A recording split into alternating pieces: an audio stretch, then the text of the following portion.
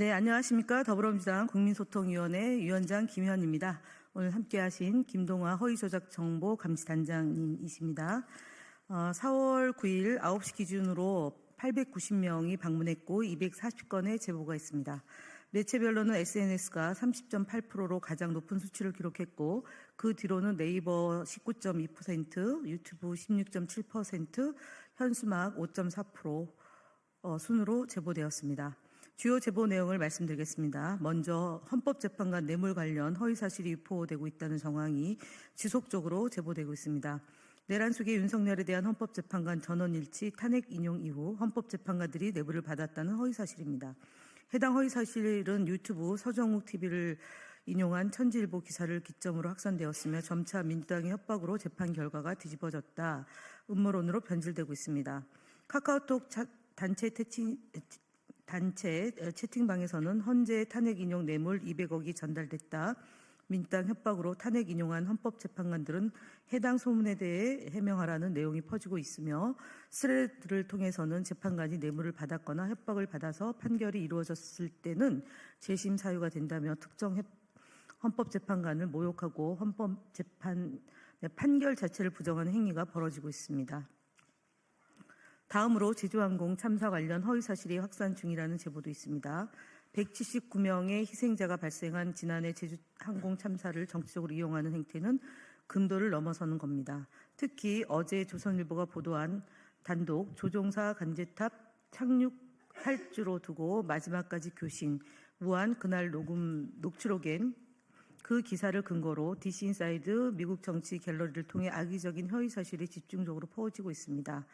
민주당이 살인마 녀석들이 죽인 거 맞네. 민주당이 세월호 때처럼 일부러 죽였다는 식의 근거 없는 허위 조작뿐만 아니라 희생자들과 유가족에 대한 심대한 모욕이고 국가적 참사를 음모론으로 왜곡하는 중대한 범죄에 해당합니다.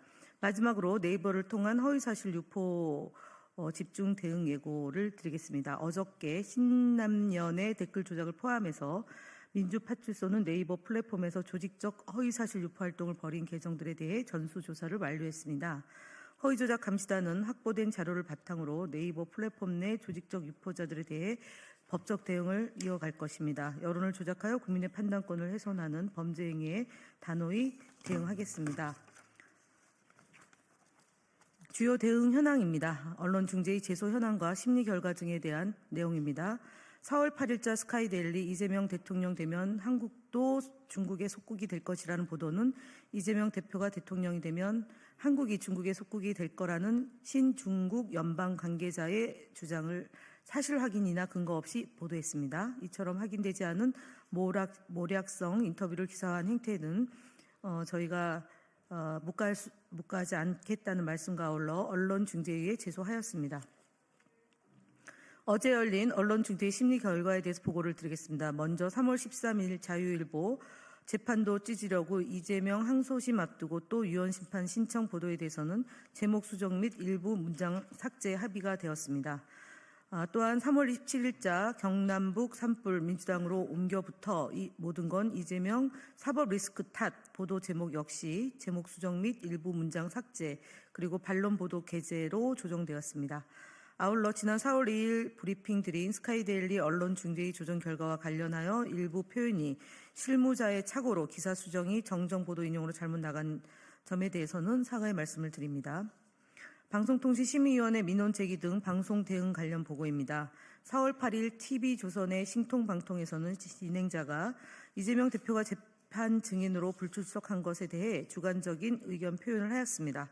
이는 방송 진행자로서 지켜야 할 기본 원칙인 중립 의무를 위반한 것이며 객관성과 공정성과 신뢰성을 훼손한 것입니다.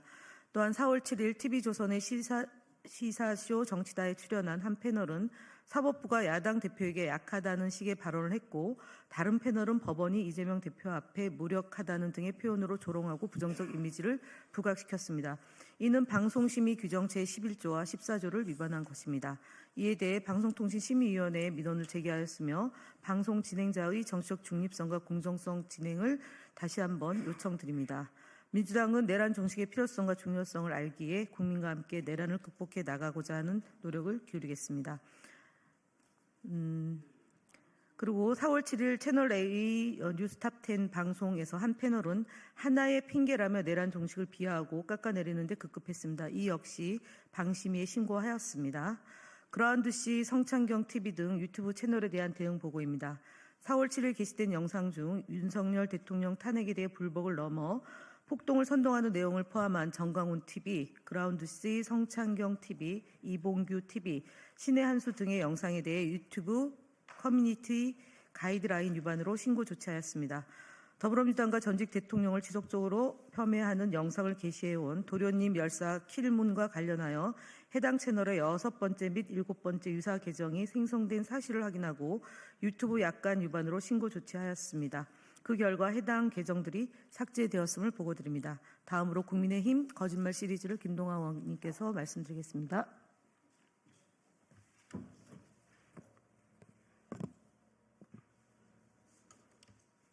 네, 오늘 국민의힘 거짓말 시리즈 83번째입니다. 권성동 국민의힘 원내대표가 4월 8일 기자들과 백브리핑에서 한덕수 대행의 헌법재판관 2인 지명을 높이 평가한다며 최생목 대행이 이미 논란의 여지가 있는 국회 몫의 헌법재판관 2명을 임명했기 때문에 그 부분에 대해서는 논란이 일단락되었다고 주장했습니다. 하지만 권한대행이 국회가 선출한 헌법재판관을 임명하는 것과 대통령 추천 몫의 헌법재판관을 임명하는 것은 완전히 다른 사안입니다. 권성동 원내대표는 얼렁뚱땅 진실을 호도하며 논란이 일단락되었다고 거짓말을 한 것입니다. 국민으로부터 선출되지 않은 대통령 권한대행이 대행할 수 없는 고유 권한을 행사하여 헌법재판관을 임명하는 것 자체가 위헌 소지가 명백한 월권 행위입니다. 국회 입법조사처 역시 4월 8일 권한대행이 임명할 수 없다라는 해석을 내놓았습니다.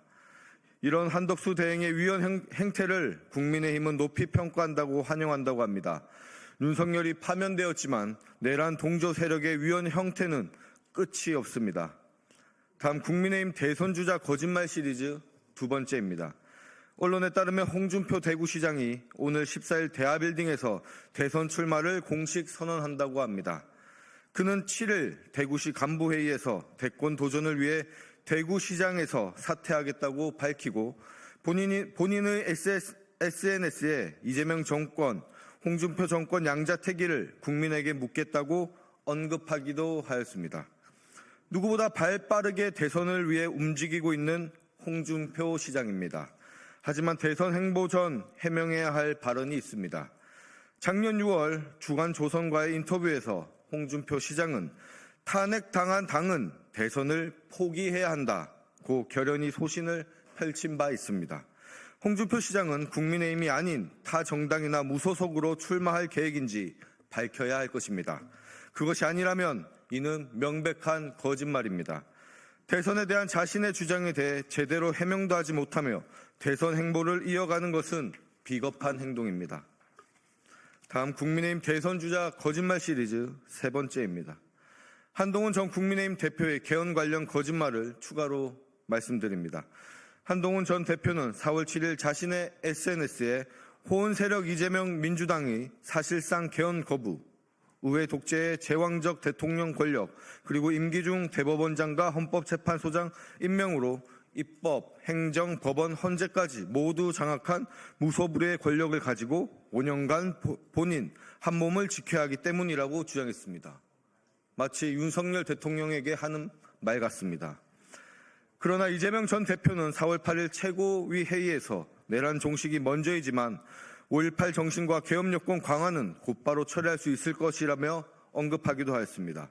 개헌에 대한 해석이 다를 뿐인데 거친 표현까지 사용해가며 민주당과 전임 대표를 깎아내리기 급급합니다. 본인과 개헌에 대해 생각이 다르다고 개헌을 반대하는 것은 아닙니다. 한동훈 전 대표는 망상을 멈추고 불법 개헌, 내란 등 무소불위의 권력을 남용한 세력이 누구인지 다시 한번 돌아보시기 바랍니다. 다음 국민의힘 대선주자 거짓말 시리즈, 거친말 시리즈 첫 번째입니다. 오늘부터 우리 국민소통위원회는 정제되지 않은 국민의힘 대선주자들의 거친 정책과 발언에 대해 국민께 알리는 거친 말 시리즈를 시작합니다. 첫 번째 주인공은 앞서 언급하였듯 본인이 대선을 포기해야 한다고 주장한 탄핵당한 정당에서 출마하려고 하는 홍준표 대구시장입니다. 홍준표 대구시장은 4월 8일 자신의 SNS에서 법은 보호할 가치가 있는 생명권만 보호해야 합니다. 미국, 일본이 사형 집행을 한다고 해서 인권 후진국이 아니다라고 주장했습니다. 대선 출마를 선언하면서 해묵은 사형제를 화두로 들고 나온 것입니다.